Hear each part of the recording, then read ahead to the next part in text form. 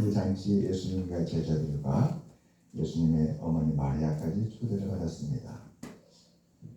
유대인의 혼인잔치는 대략 7일이 걸렸다고 합니다. 하루 초대 인원은 100명에서 200명 정도였다고 해요.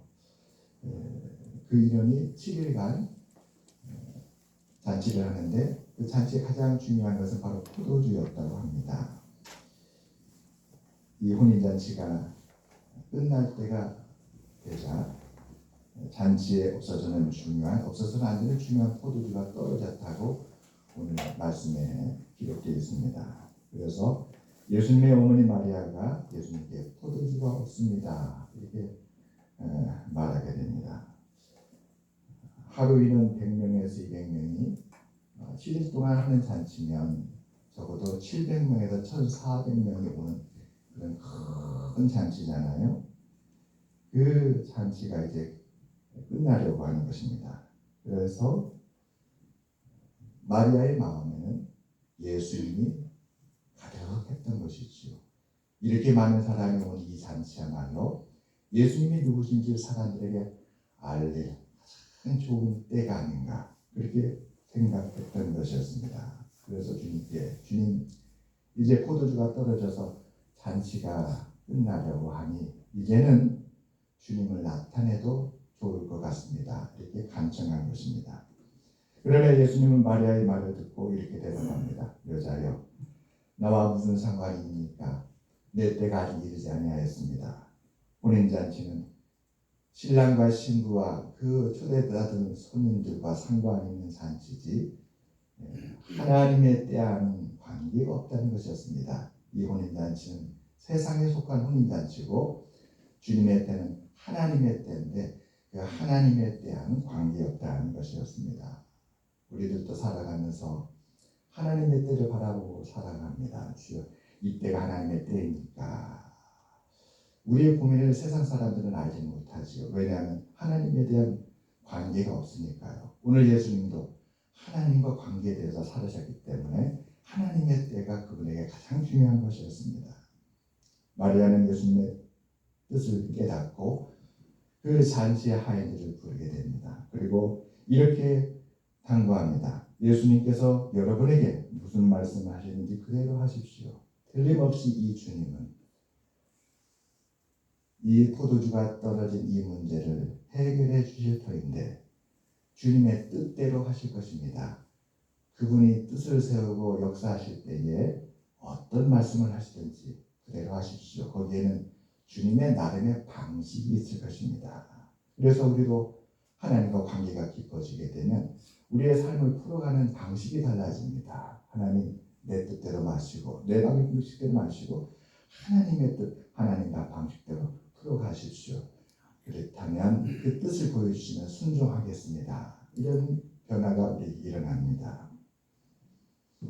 그리고 그 이후 하나님의 놀라운 변화와 넘치는 은혜의 역사가 일어나게 됩니다. 이것이 갈릴리 가나 혼인잔치 그 놀라운 사건의 시작이었습니다. 그래요. 어떤 놀라운 사건, 인생의 전환점, 중요한 일들은 그 시작이 참 중요합니다. 왜 이런 일이 일어났는가? 그 시작, 그 원인, 그 뜻, 우리는 늘 거기에서부터 출발을 하게 됩니다. 그곳에는 항상 하나님이 계시는 것이죠. 오늘 우리 주일날 예배 드립니다. 이 예배를 드리는 이유는 달력에 주일이 첫날로 되어 있는 이유는 하나님이 우리의 삶의 중심이 되시고 하나님으로부터 우리 인생을 다시 풀어갈 수 있도록 은혜를 달라는 그런 우리의 간구가 담겨 있는 줄 믿습니다. 포도주가 떨어진 상황에서 마리아가 하인들에게 예수님께서 무슨 말씀하시는지 그대로 하라 라고 말하자 예수님은 하인들을 불러서 말씀하시는데 그 말씀이 참 놀라워요. 어떤 말씀을 하시는가? 정작 지금 발생한 문제는 포도주의 문제인데 주님은 포도주와 전혀 관계없는 물에 대한 말씀을 하십니다.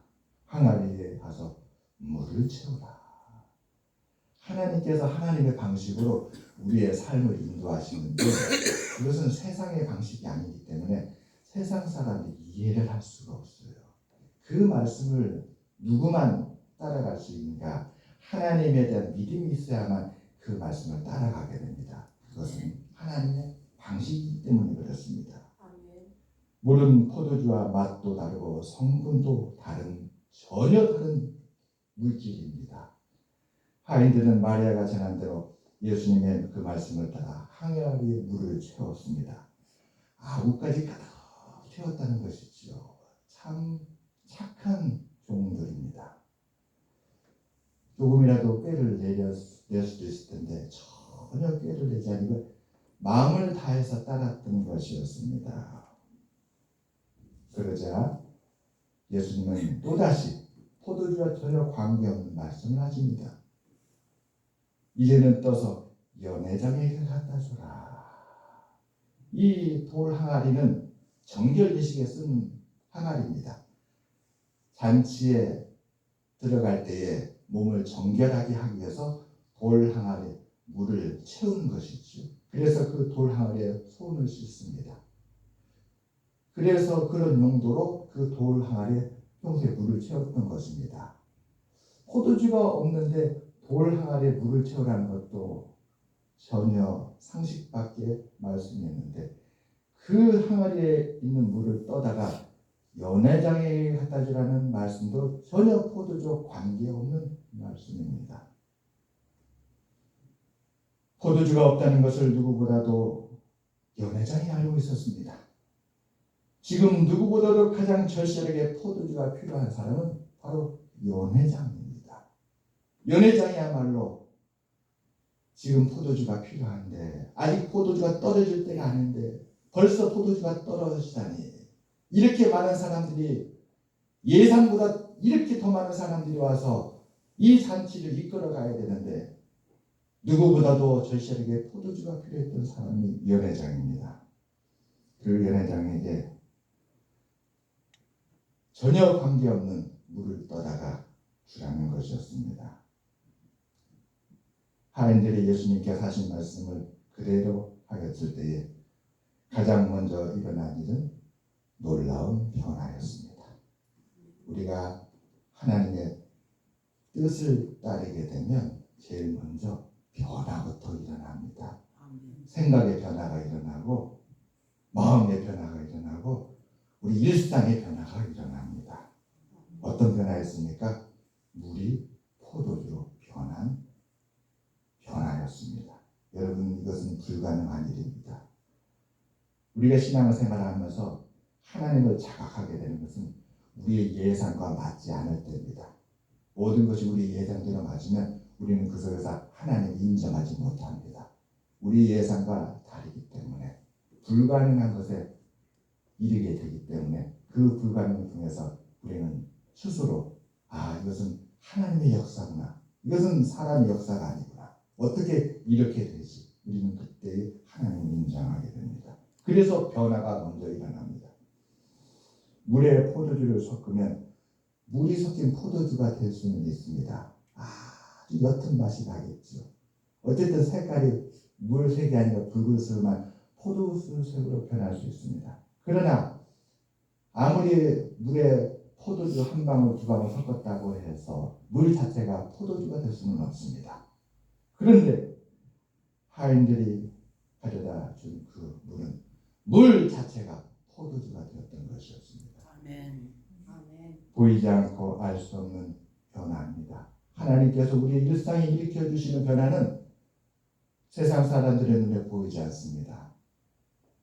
믿음의 눈으로 보지 않고는 알 수 없는 그런 변화입니다. 놀라운 일은 또 있었습니다. 무엇이었을까요?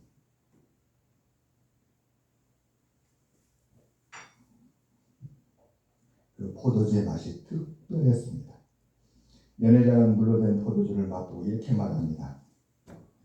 사람마다 먼저 좋은 포도주를 내고 취한 후에 낮은 것을 내거늘 그대는 지금까지 정말 좋은 포도주를 두었도다. 이렇게 좋은 포도주, 이렇게 특별한 맛을 내는 최상의 포도주는 이 연회장에게도 놀라운 일이었던 것이었습니다. 오늘 말씀에 보게 되면 두세 통 드는 돌 항아리 6개에 채워진 물이었습니다. 주님께서 그 물을 떠다가 연회장에 갖다 주라고 했습니다. 자료에 의하면 고고학자들이 발굴해 보니 예수님 당시에 사용했던 돌 항아리가 발굴이 됐습니다. 그 돌 항아리에 들어가는 양의 물을 측정해 보니 오늘날의 단위로 약 80에서 120리터라고 합니다. 우리가 편의점에 가게 되면 50ml 생수병이 있습니다. 그 50ml 생수병 160병에서 한 240병이 바로 돌 항아리 하나를 채울 수 있는 양입니다.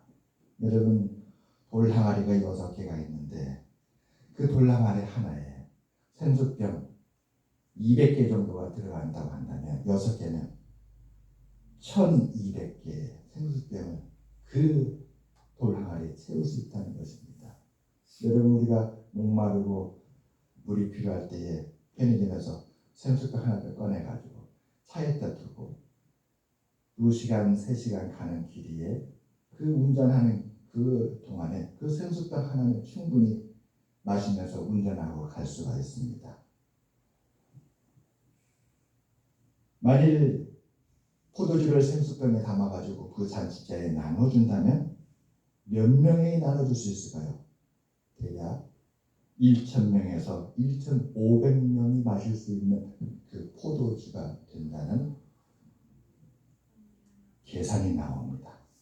1,000명에서 1,500명이 오늘이라도 마실 수 있는 그 포도주를 예수님께서 물로 만들어 주셨고, 이 포도주는 프랑스가 자랑하는 그 오래된 그 어떤 와인보다도 더 맛이 특별하고 훌륭한 그런 포도주였다는 것입니다.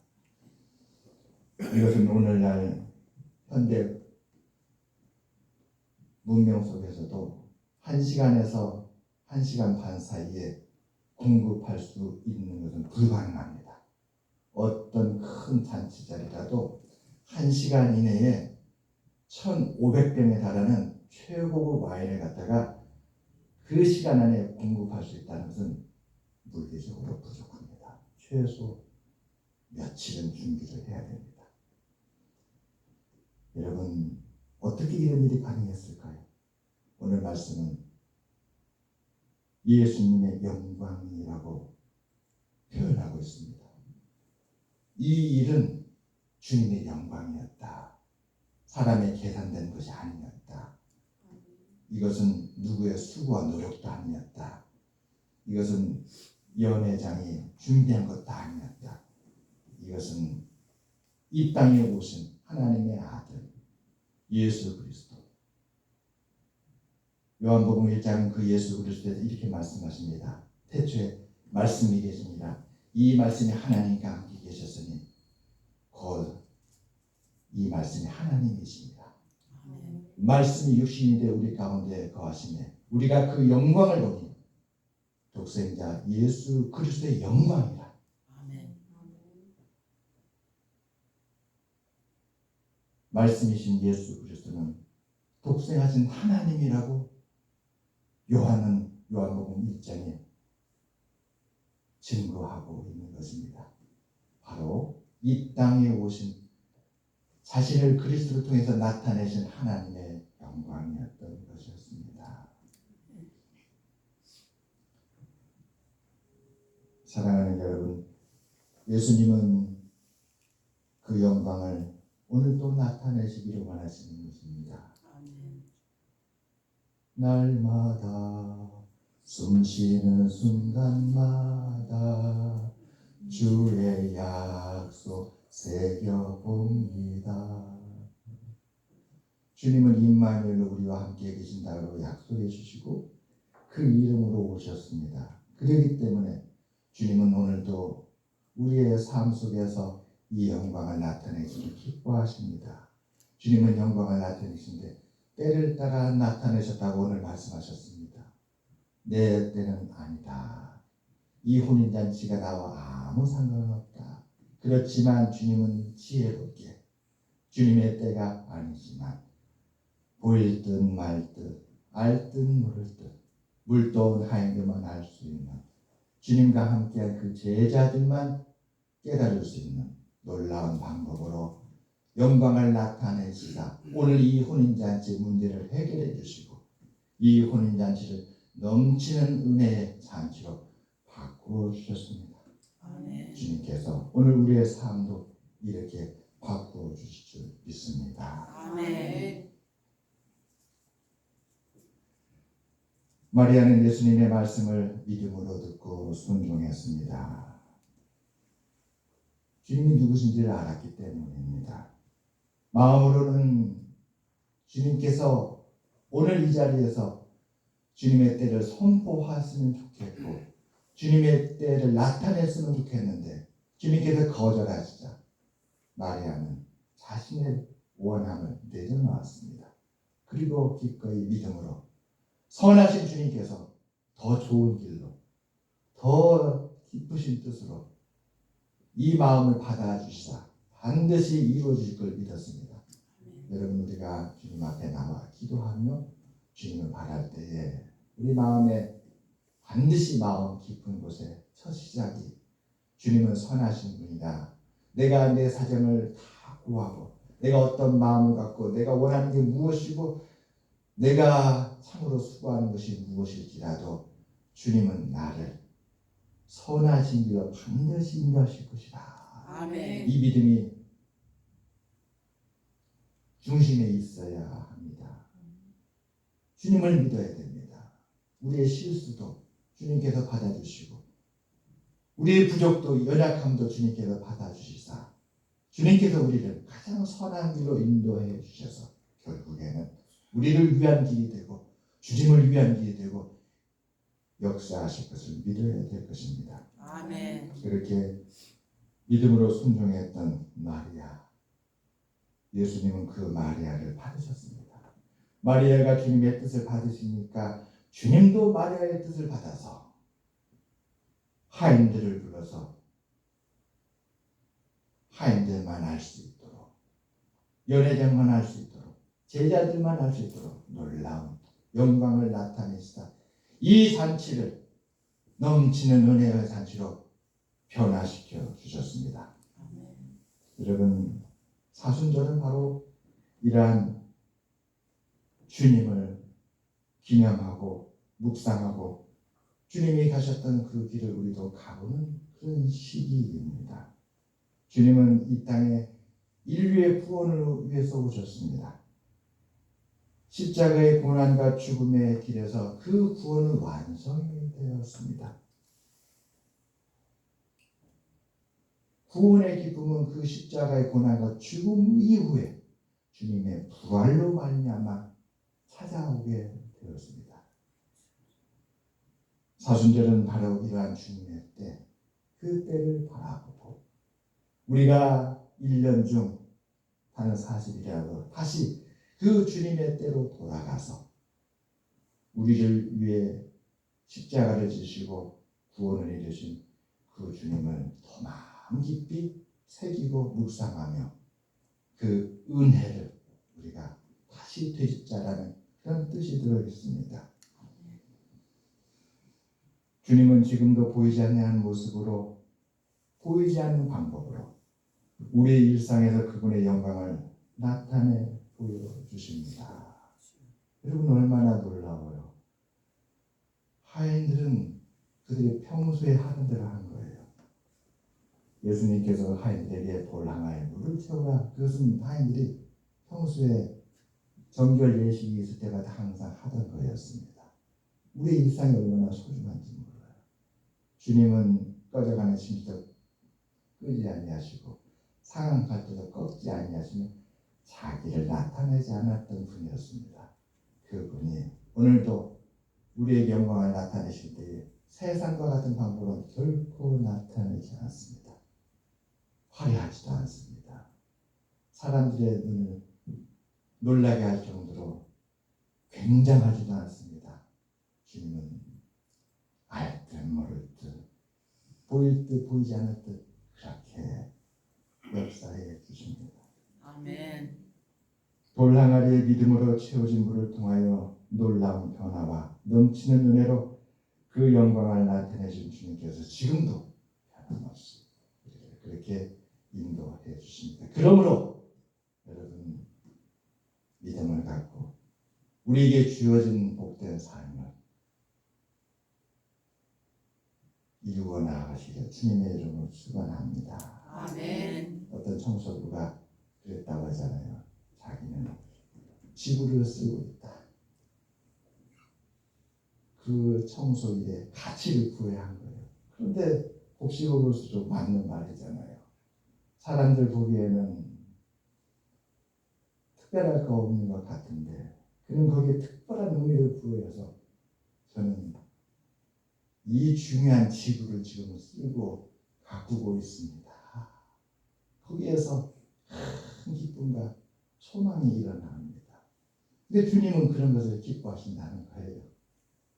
지극히 작은 것으로부터 다시 희망의 불꽃이, 희망의 싹이 돋아날 때에 그 자리에 뿌리를 내리고 굳건하게 성장하여서 마침내 새들이 그 가지에 깃드는 큰 나무가 되는데 그게 천국이라고 주님은 말씀해 주셨습니다. 이 은혜가 우리 모두에게 있기를 바랍니다. 마지막으로 우리 함께 찬송가 397장을 보겠습니다. 안나 레티티아 워링이 고백한 찬송가 397장의 그 가사를 같이 한번 보겠습니다. 1850년대에 작사된 이 찬송가인데 그 가사가 얼마나 오늘 말씀을 잘 우리에게 보여주는지 함께 보겠습니다. 주 사랑 안에 살면 두려움이 없으며 그 사랑 변함없어 늘 마음 편하다. 저 폭풍 몰아쳐도 내 마음 떨려도 주 나의 곁에 계셔 겁낼 것 없어라. 주 나의 목자신이 부족함 없으며 주 인도하는 대로 늘 따라가리라. 그 지혜 나를 깨쳐 내 앞길 밝히니 나 주의 길을 따라 주 함께 살리라. 저 넓고 푸른 들판 내 앞에 열리고 그 검은 구름 거쳐 새 하늘 보인다. 끝없는 나의 소망 저 환한 길 생명길 참 보배 되신 주님 늘 함께 하소서. 아멘. 이번 한 주 우리 일상에서 우리가 바라는 것과 전혀 관계없는 것일지라도 그러나 하나님께서 그것조차도 은혜를 베풀어 주셔서 우리의 기쁨이 되는 영광을 나타내시사 우리의 삶을 부여케 해주시는 은혜가 있기를 주님의 이름으로 축원합니다. 아멘. 기도하겠습니다. 하나님 감사합니다. 오늘 이렇게 귀한 주 주님 앞에 우리가 드렸는데